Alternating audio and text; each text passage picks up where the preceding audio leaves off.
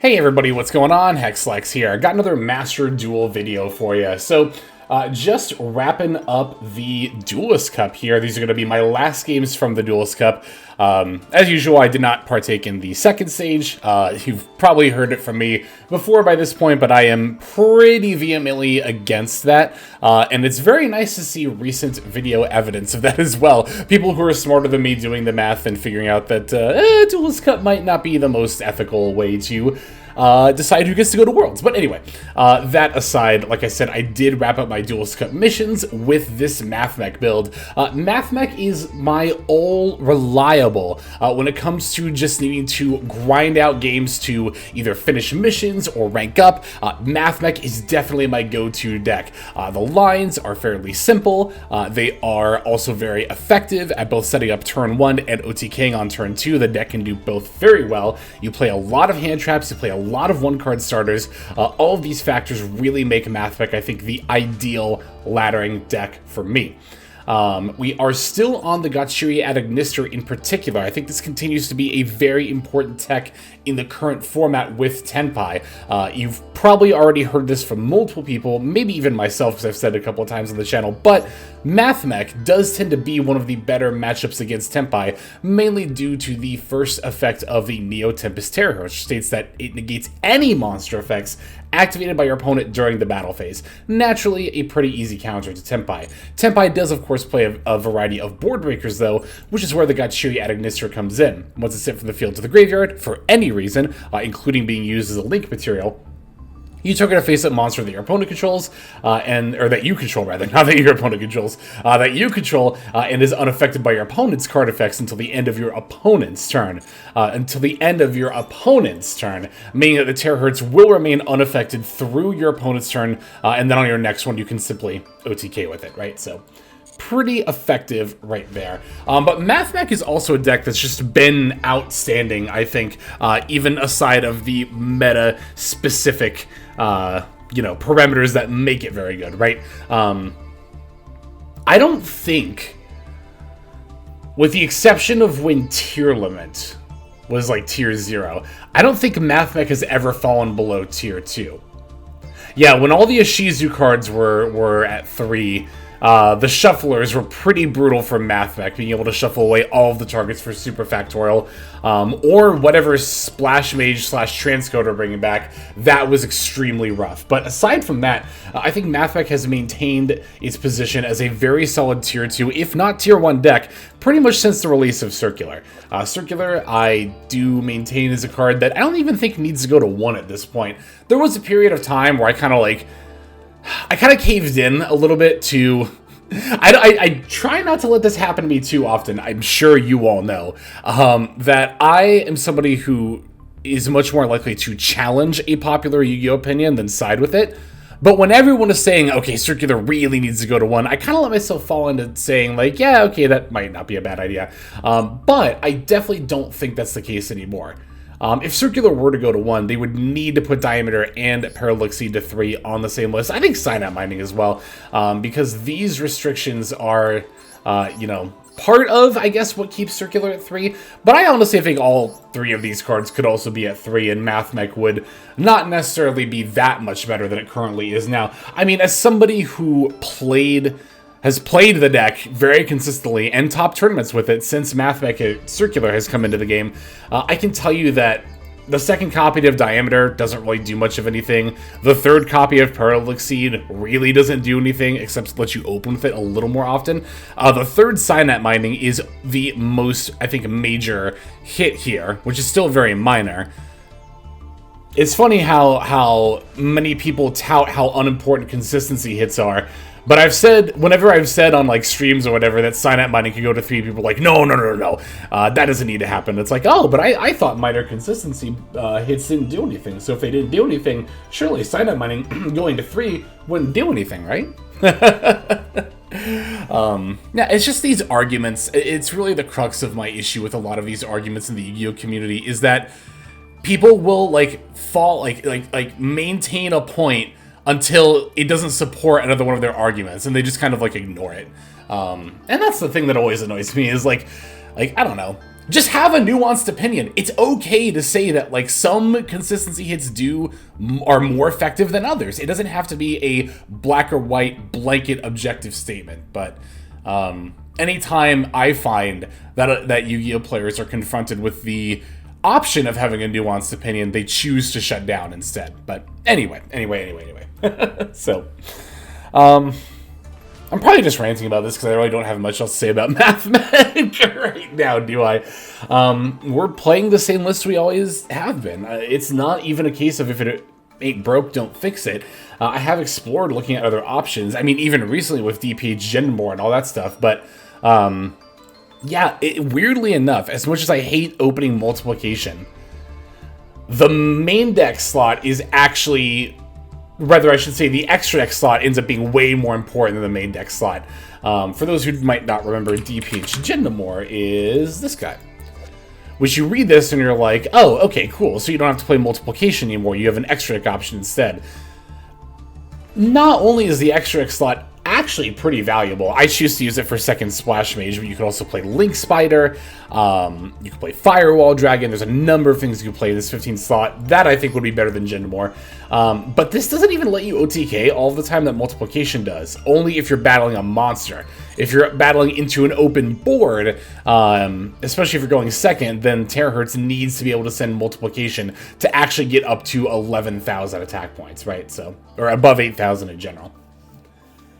So yeah, the build is the same, not without a lack of testing, I guess I should say. Double negative is a word. Anyway, is there even really a need to break this list down card by card? I don't think there is. Why don't we just go ahead and start looking at these games here? Alright, so this first game is going to be pretty decent back and forth against some kind of a 60-card Nimlaria Kashtira pile? Not Nimlaria, the Ghoti. I don't know why I mixed up Ghoti and Nimlaria, but it's like a 60-card Cash Ghoti pile, so... Anyway, I'm going to lead off with Circular here, and then activate the Signet Binding. I'm going to pitch the Defensor to add Diameter from deck to hand. Doing this because normal summoning Diameter after having summoned Circular is, I think, just the best way that you can open in Mathmech. However, playing this way has opened me up to getting hit with the Duel and Lockbird. Funnily enough, the Duel and Lockbird usually doesn't matter against Mathmech at all. The case of them opening with Signet Mining or Small World is actually like the one instance in which Duel actually does mess our deck up. And now we no longer have access to a Super Factorial line. However, I'm not going to need a Super Factorial line in order to hand rip my opponent. And I'll show you why. I can normal summon Mathmech Diameter and actually bring back the Firewall Defensor that I ditched off of the Signet Binding, right? Because Mathmech Diameter can bring back any level 4 Cyber monster. It does not have to be a Mathmech monster. I can then special summon the Sigma, and now I'm going to overlay my 3 Mathmech monsters to make Laplation. Now, since I know I can't get Super Factorial anyway, I figure I might as well hand rip now, and I'm very glad I did, as we're going to rip a Kashtira Unicorn. I think that's a pretty good snipe from the Laplation. From there, I can link the Firewall Defensor into Lingriamo. Diameter doesn't negate the card that it brings back, but only while it's in the field, and Defensor activates in the graveyard. From there, I can bring back Guardian, or bring out Guardian, rather, from my deck, and then bring it back via its own effect. Of course, we also get to activate Splash Mage here. And yeah, not only did I get the Laplation hand rip in, but we are also able to end on Terahertz and Heat Soul. So really, the only pieces of interruption that we're missing out on as a result of getting drolled here and not getting access to Super Factorial, the main one is the Omni Negate from Diameter, but we also lose out on a potential field hit as well. So to only miss out on one Omni Negate after having your main combo line interrupted, I don't think is too shabby at all. I also wanted to start with this game because I don't know, there have not been many other turn 1 lines, I can probably count them on one hand, in which I actually thought the correct play was to Laplation on turn 1, but this was one of them here. So Yeah, like I said, we've effectively ended on everything we would have anyway. The main thing we're missing out on is the diameter Omni-Negate attached to the Laplacian that would have been summoned during the opponent's turn, but we even still have the Valor and Nib in hand for some potential disruption here. Of course, I can't use Heat Soul on my turn, but I can use it on my opponent's draw phase. They're going to lead with the Cashier Fenrir. I'm going to attempt to activate Terahertz here. My plan was to send the Mirrorlogic Aggregator in my extra deck to the graveyard to negate the Fenrir's Search and Banish effect. Opponent's going to use an Ash Blossom on the Terahertz. I assume they top deck that, otherwise I think they would have used it last turn. Unless they used another one. No, yeah, I didn't think they did. It was Droll, yeah. But of course we do have the Valor for the Fenrir Banish effect anyway. Alright, so this leaves them with only 2 cards in hand with which to make plays. One of them is Aloof Lupine. At first I thought it was Thunder Dragon until I saw what they were banishing. Sheaf, and then the new Ghoti as well. 6. I thought it was so a mispronunciation, but... yeah, so they're going to end up going into a Typhone, which makes sense here, right? Because they're not going to really be able to start comboing off until my turn when their Sheaf comes back. The Typhone is also actually a bit of an issue for this deck. One, of course, I can't activate the Nib in my hand while the Typhone is in play, but also, both Terahertz and Access Code are much more difficult to use because of this continuous effect here, that monsters with over 3k attack, 3k or more attack, rather, cannot activate their effects, so... top decking Maxi was actually a fantastic draw here, as, like I said, the Ghoti deck is going to do most of its comboing during my turn, so actually using Maxi on my turn ends up being more effective here. So I'm going to bring back the Mathmech Sigma, and then it looks kind of weird for me to normal summon Ash Blossom here, but I wanted to go into Almirage to be able to pop off with Parallel Exceed before committing to more plays.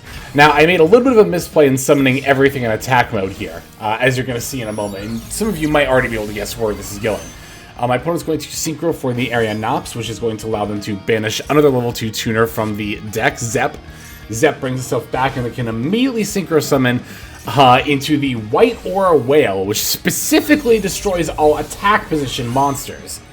Now, I was putting everything into attack mode in order to potentially battle over my opponent's tuner there, or at least threaten to be able to do that, right? But, yeah, I probably should have just put everything in defense mode here, in the grand scheme of things. Now, I can use my Almirage to save one of my cards here, and I'm, of course, definitely going to do that. But... yeah, I should have just been summoning stuff in defense mode. It would have been very easy to play around here. Okay, they're going to add a Sinopius here.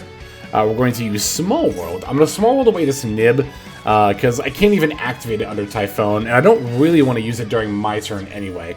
I'm going to turn that Nib into a Circular. Circular is going to dump Addition. I can then use Equation to bring back another Mathmech monster from my yard. Opponent's going to summon the Sinopius here. I'm, again, assuredly butchering that pronunciation. Apologies for that. Equation, bringing back the Diameter here. We get to then activate Circular's effect because, believe it or not, Super Factorial is not only still in the deck, but actually still has a target. The Alum version is still in my extra deck. Alright, let's link Circular and Parallel Exceed into the G-Golem here, G-Golem Crystal Heart. Can activate the G-Golem effect in order to bring back the Transcode. Now, of course, I can't activate the effect of Transcode, but I can still battle over the Typhone here. Also, because I activated Circular, I can only battle with one monster anyway, so... gonna use the Transcode to bring back the Heat Soul. I'm gonna see if I can't find some more hand traps or plays here. Firewall Defensor might end up being promising for next turn, but...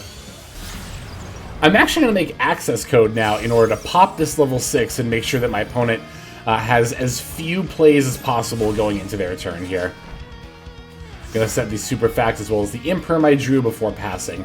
Gonna see if I can find a hand trap off the Heat Soul. Just a Small World is all we end up getting here.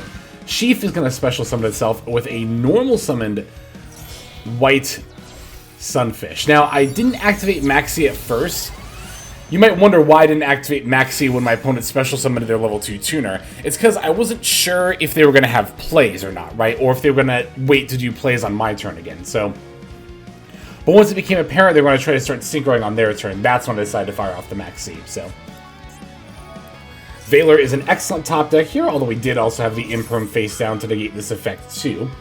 But either way, negating the area ops effect here is going to be quite important.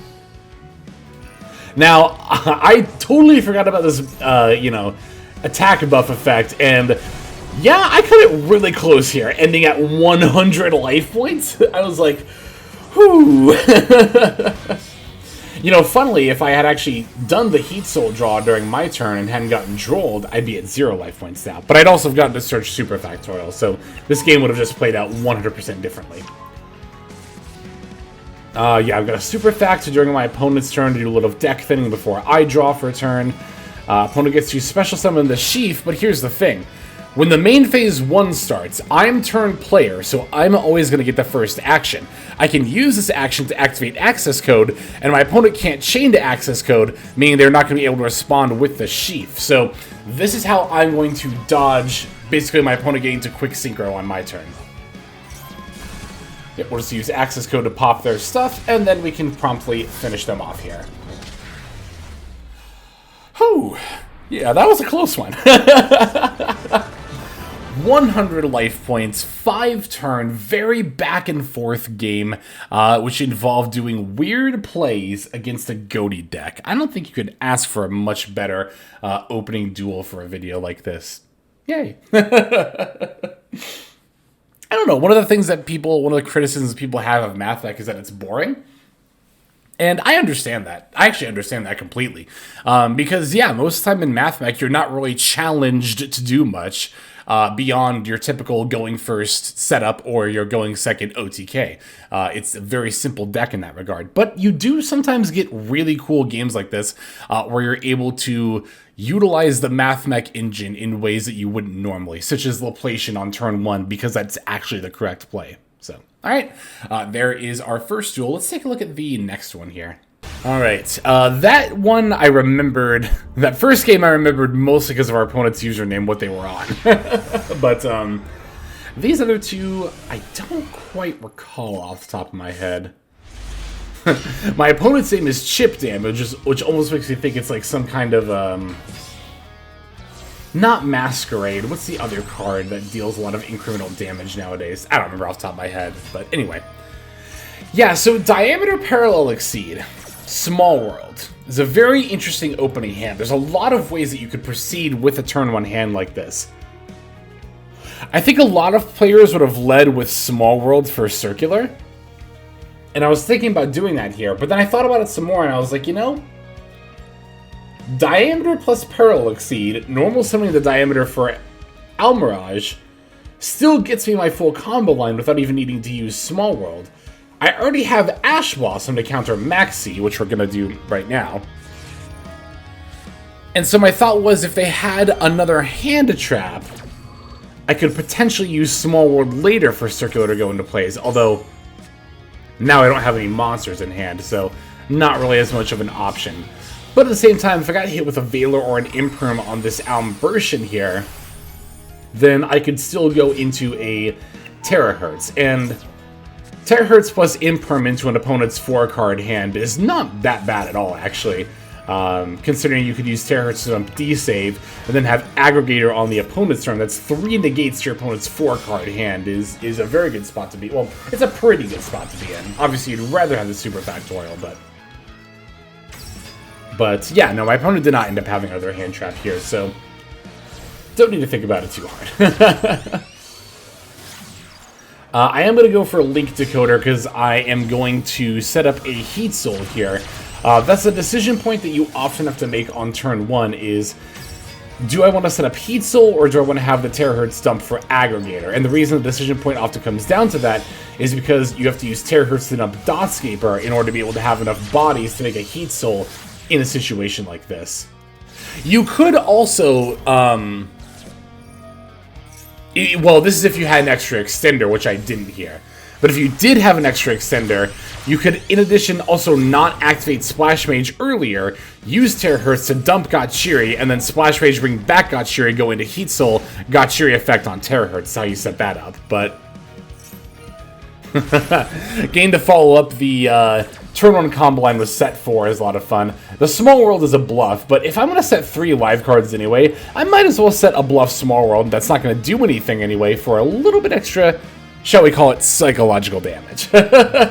So, of course, we're going to dump the D-Save Worm with a Terahertz here. Our opponent's going to lead with a Call by the Grave, and I'm going to chain a Super Factorial. The reason that might look a little weird, like, because Call by didn't even target Diameter, it targeted D-Save Worm. But I've run into this situation before where the opponent will lead with Call by on D-Save, and it means they have another Call by in their hand. So if you chain Super Factorial here and they try to activate the second Call by, then you simply chain the D-Save Worm that's being targeted by the first Call by. Here my opponent does not have a second Call by. It looks like they really did just want to get rid of the Spell Trap negation. So, but this is fine because we're simply going to trade the Spell Trap negation here for an Omni Negate. An Omni Negate and a Hand Rip, so... Location is locked and loaded. Let's see what we can snipe out of our opponent's hand here. Last time it was Cash Unicorn, and this time we hit a pretty good target, Ohime, the manifested Mikanko. So definitely not going to complain about that. Opponent's going to activate Mikanko Rondo Reflection, which I did not negate, because it doesn't really do anything by itself, and then they activated the Water Aberesque. Now you'll note that I did not negate the activation of the Aberesque. That's because of the way that Diameter's negate is worded. It says, once per turn during the turn this card was special summoned, this card referring, of course, to Location, when your opponent activates a card or effect, you can negate that effect. So, if I had chained that to the activation of Water Aberesque, that's not the effect, that's the activation. And my opponent can still activate the effect because the Diameter effect only negates that one instance. It doesn't negate it for the whole turn and doesn't not destroy the card. So yeah, I have to wait until it activates the effect. Then I activate Diameter's effect, and then my opponent concedes. So, of course, we also still had the Imperm and a Call by face down, even if the opponent's last card in hand did prove to be another extender. So there we go. Nice game against Mikanko there. We have one more duel we're going to check out. Let's finish off with that one. I think I might actually remember what this game is against. This might actually be a game against Dark Magician, which it's been a long time since I've encountered that deck. If it's not this game, I played a game off screen where I was up against Dark Magician. Yeah, I guess that's what you run into when it's, you know, Friday night and you're still not at Duelist Cup max level yet. Which, again, isn't really a priority of mine. This is a hand... So we opened Circular plus Equation. But the Almbertian got Ash Blossomed. Yeah, because that could have added an extra body. If that search had gone through... Well, that could have added a Diameter, which would have been 2 extra bodies. So if that search had gone through, this would have been a situation where we could set up the Gotchiri with Terahertz, and basically with the extra bodies I wouldn't have had to have used Splash Mage's effect here. I guess technically I could have just used Equation. Wait, could I have actually... Hang on. If I'd used Equation there, so... I'd still have the Splash Mage activation here. Oh, but then I wouldn't have the extra body, right. So if my Almbertian hadn't gotten negated, I would have been able to grab Diameter there. Then yeah, this would have been a situation where I could have set up the Gotchiri at Ignister with the Terahertz to make it unaffected. Which, like, that is something you should try to do if you have the extra body, because, I mean, do actually know sometimes if you're going against Senpai, because they win the coin flip and let you go first. But even if you win the coin flip and go first, if you have the ability to make a Gotchiri, you generally probably should be doing that in case you're playing against Senpai. Oh, but I also need to set up the Diameter here, that's right. So I extra couldn't have done that. Yeah.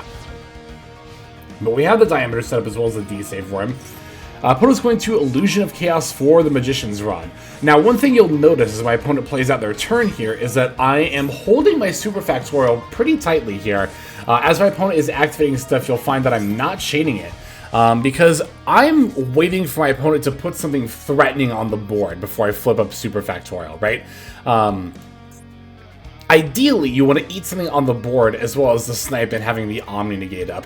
Now, a lot of the time, you'll be put in a situation where you're forced to activate the Super Factorial and you're unable to get more than a hand snipe. But if you're able to eat multiple cards on the board, that is, of course, definitely preferred. Opponent's going to Dark Ruler no more. which is totally fine against his Terahertz here. That does not mean anything at all. Also, by letting them play more and more cards from hand, I'm giving myself better odds to hit an impactful target with the Laplacian here.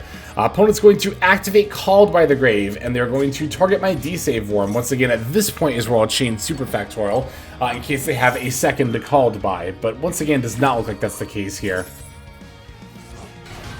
So, yeah, once again, I mean, we might be losing our Spell Trap Negate, but we are getting an Omni Negate, and I get to Laplacian for a full 3 here. I can not only snipe a card from the opponent's hand, but also eat them as Magician's Rod and the Magic Circle that are on the board as well. Alright, locked and loaded, and we sniped Branded Fusion of all cards! Branded Fusion, what a snipe! Now, granted, I could have hit that with the Omni Negate anyway, but still. I was just really hoping to not hit the second Dark Magic Circle that got added, and understandably my opponent's going to concede here, so that'll end up doing it for this video. Thanks for checking these games out. I know some people probably saw the video thumbnail / title and were like, oh boy, more Mathmech, but I thought especially that first game was very interesting. And even like seemingly normal Mathmech games still have a ton of interesting decision points spread throughout them, right? It's just a matter of like, are you willing to accept the existence of nuance and, you know, look at all of these decision points, or are you just going to, you know, put the blanket label of Mathmech equals boring? And then just kind of like always forever live with your head buried in the sand. Yeah, anyway. So, that'll do it for this one. Thanks as always for watching. That's going to do it for these games. Let's move on now to our outro. Hey everybody, Hexlex here. Just want to give you a huge thanks for watching all the way to the very end of the video. Believe it or not, that is actually one of the best ways that you can support the channel, is by watching the videos in their entirety. But there are many ways in which you can support the channel if you are so interested. The names that you're seeing on screen here, I gotta give an extra special thanks to, because these are people who have chosen to either become a member on YouTube, which if you're interested you can do as well via the join button next to the subscribe button down there, or have signed up over on Patreon and become members there. Link to that is going to be in the description below. Without the support that is being offered by, again, all the people that you're seeing on screen right here, I would not be able to take the time to dedicate to uploading daily YouTube videos. So thank you so very much. But there are also other ways you can support as well. Again, link to the description below. If you like my deck tracker that you'll see in a lot of my videos, the Untapped Companion, you can download that for free, and if you use my affiliate link down there, then that also goes a long way towards supporting the channel. That's, again, free. So is subscribing here on YouTube. That's also free and a huge way to support. You can also check out Twitch, once again linked in the description below. Following and subscribing over there will not only support as well, but also give you notifications of when I go live if you want to catch some of the live streams. But really, no matter how you choose to support, it all adds up, and it all definitely means the world. So thank you, each and every one of you. For now, this is Hexlex. I'm going to be signing out. But more than that, I'm hoping that you have a fantastic day.